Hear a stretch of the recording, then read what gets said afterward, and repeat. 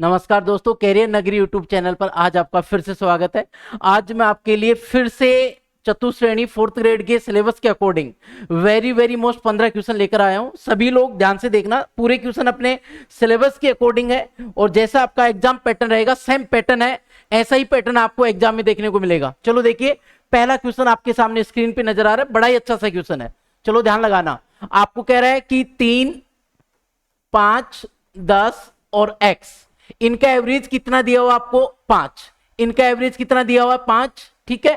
और ये कह रहा है आपको 8, 12, 15 और x का मान जो भी होगा अभी लगा देंगे। चलो x का मान निकालते हैं। इनका एवरेज कितना दिया हुआ आपको 5, 5 से इनका अगर आप लोग डेविएशन निकाल रहे होंगे ना, एवरेज जो आपको दिया हुआ है कितना दिया हुआ है 5, डेविएशन ये 5 इससे मतलब 3 5 से कितना कम है 2, 5 0 और ये प्लस है 5, ठीक है। तो 5 में से 2 गया तो प्लस का कितना बचा 3, इसका मतलब x का जो मान है वो औसत से कितना कम है 3। तो 5 में 3 गया तो x का मान कितना आ गया 2, बात खत्म। x का मान 2 आ गया तो ये कह रहा है 8, 12, 15 और x 2 और y का मान चाहिए, तो डेविएशन विधि से निकालना है।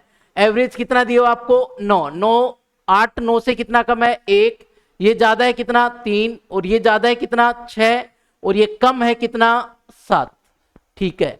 तो 6 और 3 9 और 7 1 8, तो इधर प्लस का कितना बचा 1, तो y का मान औसत से कितना कम है 1, औसत से कितना कम है 1, औसत कितना था 9, इसका मतलब y का मान कितना आया 8। तो आपका x का मान 2 और y का मान 8। कौन सा ऑप्शन था, कौन सा ऑप्शन था, डी नंबर ऑप्शन। उम्मीद है क्लियर हो गया होगा, डेविएशन विधि से आपको कर देना है। चलो देखिए, 34 व्यक्तियों के एक समूह में टोटल व्यक्ति कितने हैं 34, एवरेज कितना दिया हुआ इनका 90, ठीक है।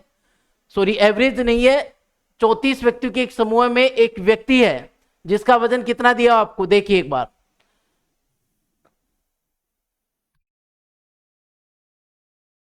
देखिए अब ध्यान से। 34 व्यक्ति हैं और एक 90 केजी का कोई व्यक्ति है, ठीक है। और इस व्यक्ति के स्थान पर एक नए व्यक्ति को शामिल होने पर औसत वजन कितना बढ़ गया 3 केजी। तो 3 केजी बढ़ गया कितने व्यक्तियों पे 34 पे, 34 को गुणा किया तो फाइनली कितना आया, 34 को गुणा किया तो 102। इसका मतलब जो बंदा आया है उसका वजन जो 90 केजी वाला बंदा गया है उससे 102 केजी ज्यादा है, तो उसका वजन कितना है 192 केजी। कितना केजी है 192। मैंने कहा 90 केजी वाला बंदा यहां से जा रहा है, ये जाने पर उसके स्थान पे दूसरा व्यक्ति आता है तो औसत वजन कितना बढ़ जाता है 3, और 3 कितने पे बढ़ा 34 पे, तो ओवरऑल कितना वजन बढ़ गया 34 गुणा 3 किए तो 102 केजी, कितने से 90 से। इसका मतलब आने वाला व्यक्ति का भार कितना था 192 केजी। क्लियर है। अगला क्वेश्चन देखिए आप लोग, अगला क्वेश्चन आपके सामने है, ध्यान से देखना एक बार। दो संख्याएं 2:3 के अनुपात में यदि प्रत्येक संख्या में 7 घटाया जाए, देखो दो संख्याएं हैं, 2 अनुपात कितना है 3, प्रत्येक में से 7 माइनस किया जाए तो उनका अनुपात हो जाता है 7:11। तो आपको क्या करना है, कुछ भी नहीं करना, 1 यूनिट का मान चाहिए। तो आपको क्या करना है, बाद वाले अनुपातों का अंतर करिए कितना आया 4, अनुपातों के क्रॉस गुणा का अंतर करिए कितना आया 7 21, 11 दूना 22 1, और गुणा जोड़ी गई या घटाई गई संख्या कितनी 7, तो फाइनली 1 यूनिट का मान कितना आया 28। आपको छोटी संख्या पूछ रहा है तो 28 गुणा 2 कर दीजिए छोटी संख्या, तो कितना आ जाएगा 56। क्लियर है, बहुत नॉर्मल क्वेश्चन है और ऐसा ही पैटर्न आपको एग्जाम में देखने को मिलेगा। तो ध्यान से देखिए आप लोग, अगला क्वेश्चन आपके सामने है। मोहन सोहन ने एक साथ एक कंपनी में क्रमशः है, ये आपका मोहन है और अनुपात ये आपका कौन है सोहन है, ठीक है। इसने कितने हजार रुपए लगाए 6000 और इसने 8000, ठीक है। और 6 महीने बाद सोहन अपनी निवेश की राशि वापस ले लेता है, कौन सोहन, कौन बेटा सोहन। तो इसने 6 माह के लिए लगाया और इसने 12 माह के लगाया। इनका लाभ का अनुपात चाहिए तो ये आ जाएगा 3 0 से 3 0, 4 से काटा 2, 4 से काटा 3 और 4 से काटा 2, 2 से काटा कितना आया 6 से, आपका 6 कैंसिल आउट हुआ तो फाइनली 3 अनुपात कितना आ गया 2। कौन सा विकल्प था, बी नंबर ऑप्शन। ये उनके लाभ का अनुपात है, प्राप्त धन का अनुपात ये होगा 3:2। बहुत नॉर्मल सा क्वेश्चन। अगला क्वेश्चन देखिए आप लोग, ऐसा ही पैटर्न मैं बार बार कह रहा हूं एग्जाम में देखने को मिलेगा। ये कह रहा है 0.25 है, 2.08 है और 8.1 है, इनका एचसीएफ चाहिए। तो मैंने आपको बता रखा है कि दशमलव के बाद अंकों की संख्या समान कर लो। यहां 2 अंक है, यहां भी 2 है, यहां भी 2 बना दो, फिर दशमलव हटा दो। 25 आया इधर, इधर 208 आया, और इधर कितना आएगा 810। क्लियर है। अब इनका एचसीएफ निकालते हैं। तो इनका एचसीएफ निकाले तो फाइनली 208 में 25 का भाग देते हैं, 25 × 200, शेषफल कितना बचा 8। तो एचसीएफ कितना है इनका 1। कितना है बेटा 1।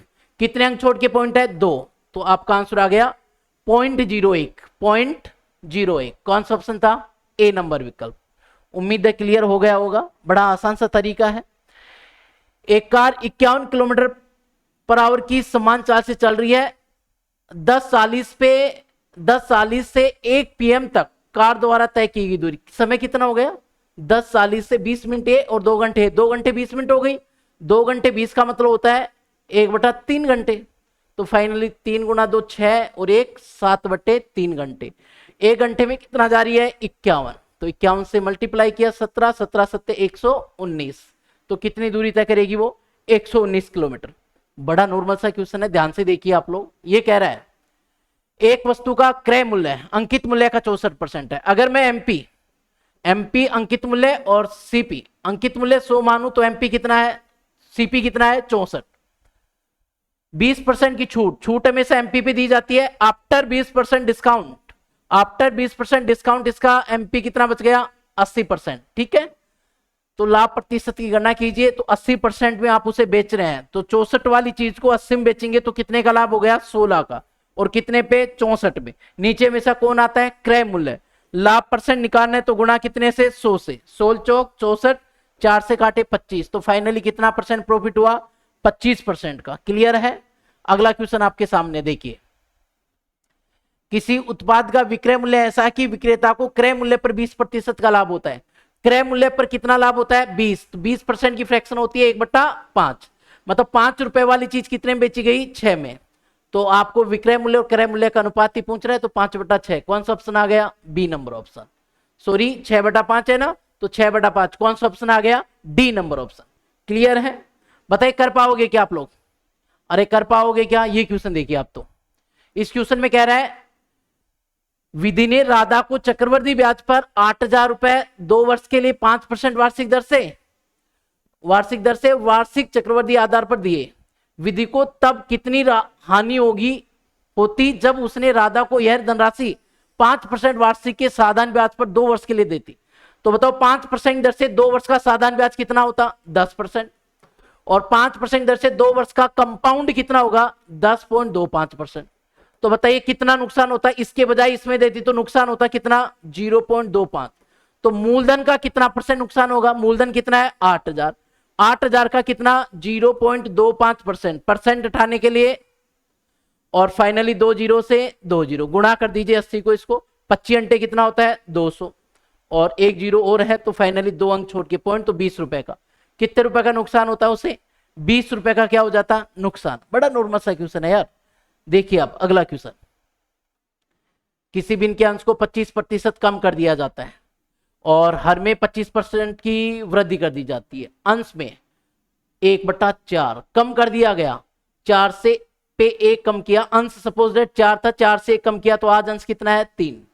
हर में 25% बढ़ा दिए तो प्लस 1/4 कर दिए, तो हर उसका 4 था तो आज कितना हो गया 5। क्लियर है। तो इसका मतलब वो भिन्न कितनी थी 1/1 थी, 1 थी। 1 से ये कितनी हो गई तो कितनी कम हुई 5 से कम 5, और फाइनली कितना 2/5 कम हुई। ठीक है, और कितने पे कम हुई है 1 पे, और परसेंटेज निकालने तो गुणा 100। 5 से काटा 20, 20 गुणा 2 कितना होता है 40। तो फाइनली नई भिन्न मूल भिन्न से कितना परसेंट कम होगी 40%। कितना परसेंट कम होगी 40%। बड़ा नॉर्मल सा क्वेश्चन है यार। देखिए आप लोग, समान वार्षिक साधारण ब्याज दर पर कोई धनराशि 3 वर्षों के बाद ये हो जाती है और 7 वर्षों के बाद 3 वर्षों में 3y में कितनी हो रही है 9 0 3 6, और 7y में कितनी हो रही है वही राशि 11 4 8 4। तो बताइए 4 साल का ब्याज कितना आया, 4 वर्षों का ब्याज जो आया ना वो बराबर इन दोनों का अंतर कर लीजिए। इन दोनों का अंतर कर लीजिए तो 4 साल का ब्याज निकल कर आ जाएगा।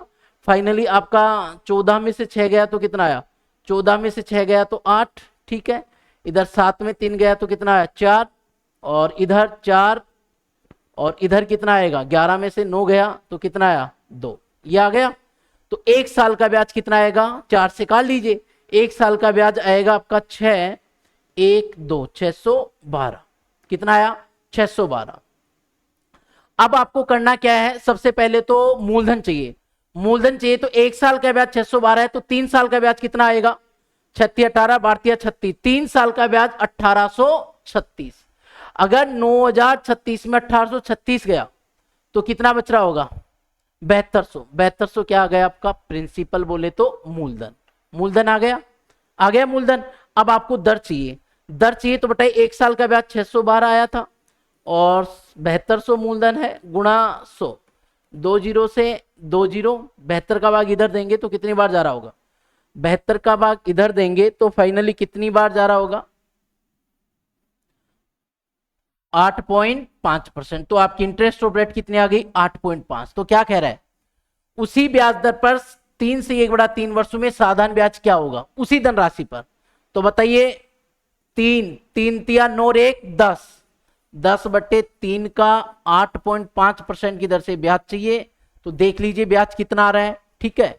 मूलधन कितना आपका 7200, 7200 का कितना परसेंट ब्याज आएगा, 85/3 और गुणा 100, क्लियर है।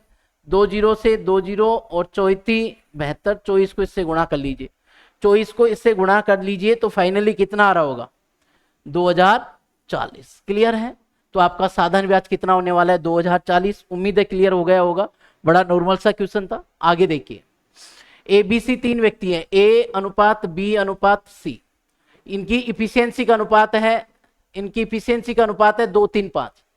ए अकेला 50 दिन में उस कार्य को पूरा कर लेता है। ए एक दिन में कितना काम करता है, 2, 50 दिन में उस कार्य को करता है तो 50 दिन में कितना काम करेगा, 100। इसका मतलब टोटल वर्क कितना है, 100। आगे कह रहा है वे सभी 5 दिनों तक एक साथ कार्य करते हैं, तो तीनों मिलकर एक दिन में कितना करेंगे, 10, 5 3 8 और 2 10, और 5 दिनों तक काम कर रहे हैं तो कितना काम हो गया, 50। शेष काम कितना बच गया, 100 में 50 गया तो 50 काम बच गया। फिर सी कार्य छोड़ देता है, फिर कौन कार्य छोड़ देता है, सी, ठीक है, सी छोड़ दिया। तो कितने दिनों में ए और बी मिलकर करेंगे, ए और बी एक दिन में कितना करते हैं, 5, 3 और 2 5, तो 50 काम कितने दिन में कर देंगे, 10 दिन में। कितने दिन में कर देंगे, 10 दिन में। उम्मीद है क्लियर हो गया होगा, बड़ा ही आसान सा तरीका था यार क्वेश्चन का, नॉर्मल सा तरीका था। ए बी सी एक क्रिकेट टीम के 3 बल्लेबाज हैं, ए है, बी है और सी है। ए बी 6:7 है, बी सी 5 अनुपात कितना है, 6। अनुपात कंप्लीट कर लीजिए फटाफट, तो कितना आ रहा है, 6 पंजे 30, 7 पंजे 35 और 7 छिगी 42, क्लियर है। अब ये कह रहा है कि ए बी और सी को मिलकर इतने रन बनाए, तो टोटल कितना हुआ, 30 और 30 60 65, ठीक है। आप जोड़ लीजिए 60 और 40 100, 105 107 हो गया। 107 के बराबर टोटल रन कितने हैं, 856।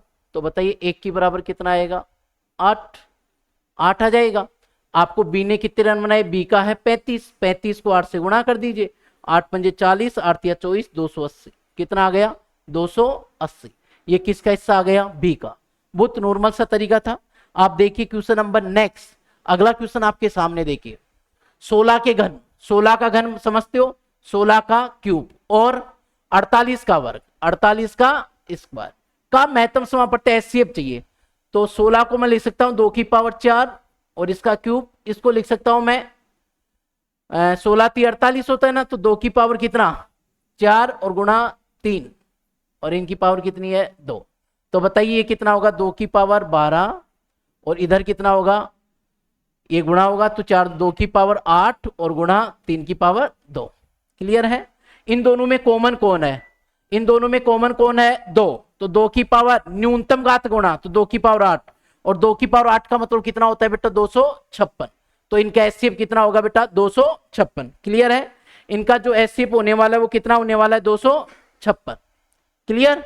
तो लास्ट क्वेश्चन आप लोग देखिए, लास्ट क्वेश्चन आप लोग देखिए, ये रहा, नीचे दिए गए आरेख का अध्ययन कीजिए और निम्नलिखित प्रश्न का उत्तर दीजिए। स्टील का उत्पादन दिया है मिलियन में, राजस्थान, गुजरात, दिल्ली, केरल और तमिलनाडु।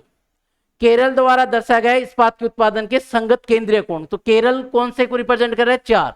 केरल में कितना आया, 200 और टोटल कितना है ये, 200 400 और 600, 600 800 900 और ये हो गया कितना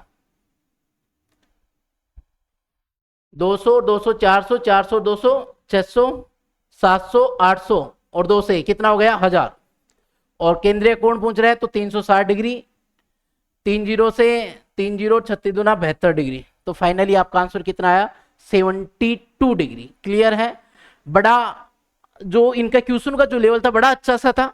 ऐसा ही पैटर्न आपको एग्जाम में देखने मिलेगा। अगली क्लास में फिर मैं आपके लिए 15 क्वेश्चन वेरी मोस्ट क्वेश्चन लेकर आने वाला हूं। तो आप इन्हीं क्लास को और इन क्वेश्चन को थोड़ा सा ध्यान से देखिए, सेम पैटर्न आपको एग्जाम में देखने को मिलेगा। आज के लिए इतना पर्याप्त है। थैंक यू, धन्यवाद।